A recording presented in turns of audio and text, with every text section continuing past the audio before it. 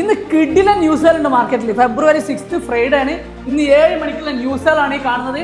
Average hourly earnings, core retail, non farm, retail sales, unemployment rate, ഇതൊക്കെ പറയുന്നത് എംപ്ലോയ്മെന്റിനെ relate ചെയ്തിട്ട്, അതുപോലെ ഏർണിങ്സിനെ റിലേറ്റ് ചെയ്തിട്ട്, അതായത് $US മാർക്കറ്റിൽ പൊതുവെയുള്ള ജനങ്ങളിലെ നോർമൽ പീപ്പിൾ എങ്ങനെ ഏൺ ചെയ്യുന്നു, അവരുടെ എക്സ്പെൻസ് എത്ര, അവരുടെ കാര്യങ്ങൾ എങ്ങനെ മൂവ് ചെയ്യുന്നു എന്നുള്ളതാണ്. അതായത് US എന്ന രാജ്യത്ത് ഇന്ന് ഈ ഒരു മന്ത് കഴിഞ്ഞ മന്ത് നടന്ന കാര്യങ്ങളുടെ കംപ്ലീറ്റ് ഡീറ്റെയിൽ ആയിട്ട് പറയുന്ന ന്യൂസസ് ആണ് ഇന്ന് വരാൻ പോകുന്നത്.